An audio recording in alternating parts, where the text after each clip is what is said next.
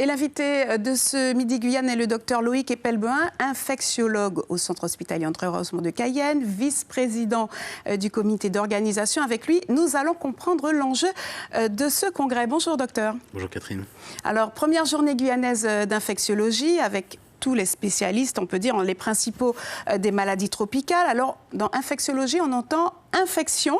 Alors, on a bien compris que c'était très large. En quoi consistent vos spécialités ? Alors, la maladie infectieuse et tropicale ou l'infectiologie, c'est la spécialité médicale qui prend en charge les patients infectés par tantôt les virus, les bactéries, les champignons ou les parasites. Alors, 55 spécialistes vont échanger, 250 personnes inscrites pour participer au congrès. Alors, en Guyane, on a une concentration de fièvre Q, on a la dengue, le palu, mais aussi, on l'a entendu dans le reportage, le VIH, la tuberculose. On est un véritable laboratoire ici en Guyane. On a beaucoup à apporter finalement aux autres médecins. Tout à fait. En Guyane, il y a vraiment un pôle de recherche autour de la maladie infectieuse et tropicale. On se trouve dans un contexte européen. La Guyane, c'est la France, au sein d'un continent qui est l'Amérique latine, dont beaucoup de pays n'ont pas les moyens de faire de la recherche. Et ici, on fait de la recherche avancée en épidémiologie, en microbiologie, sur un certain nombre de pathologies moins connues ailleurs. Et on est vraiment le fer de lance de tout un tas de spécialités et de disciplines autour de la maladie infectieuse et de la maladie tropicale. Avec d'ailleurs énormément de publications faites par les chercheurs guyanais. Oui, tout à fait. Alors, au sein de la Guyane, il y a beaucoup de publications qui sont faites chaque année autour de ces pathologies, en épidémiologie, etc. Il se trouve que les hôpitaux de Guyane et l'hôpital de Cayenne en particulier produisent énormément de publications scientifiques. Et si finalement on s'amusait à faire un ratio entre le nombre de publications chaque année et le nombre de médecins, on s'apercevrait qu'on n'a vraiment pas à rougir de beaucoup d'hôpitaux et même de centres hospitalo-universitaires de France hexagonale et d'ailleurs. Alors, du coup, vous avez une expertise sur de nombreuses maladies. Qu'attendez-vous de vos homologues qui viennent de l'extérieur? On sait que tout le monde est interconnecté maintenant. À quoi ça peut servir, en fait, de se rencontrer ? Alors on est dans une sorte d'échange de bons procédés. Nous, les scientifiques et médecins de Guyane, on va régulièrement dans des congrès nationaux et internationaux présenter nos travaux. Là, cette fois-ci, on a décidé de monter un congrès dont l'organisation a été un vrai marathon, où on a pu inviter comme ça les collègues, vous l'avez dit, de métropole. Il y en a qui viennent de Paris, la Salpêtrière, de Poitiers, de Nantes, de Rennes. On a vraiment des gens d'un petit peu partout.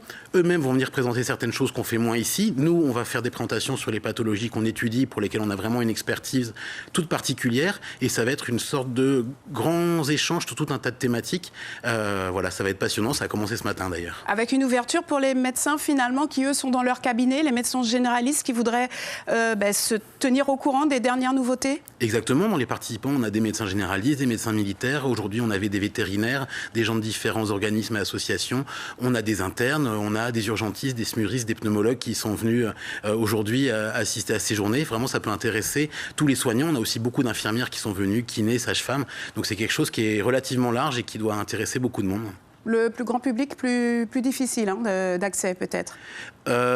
Oui, globalement, c'est quand même un congrès qui est destiné aux soignants et au milieu de la santé de façon un peu plus générale, même si la première partie de la journée de demain, donc ce sera le début d'après-midi, notamment la conférence d'ouverture sera sur l'histoire des maladies infectieuses en Guyane, et ça, c'est ouvert au grand public. Très rapidement, le coronavirus, c'est votre spécialité aux infectiologues.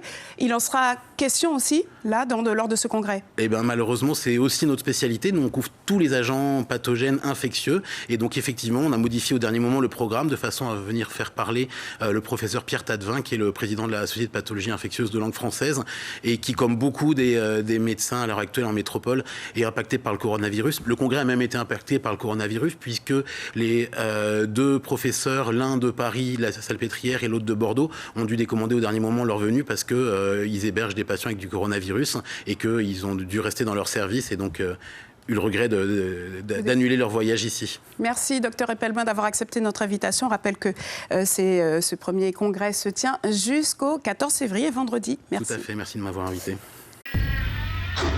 Suivez l'info sur Guyana Première, télé, radio et Internet.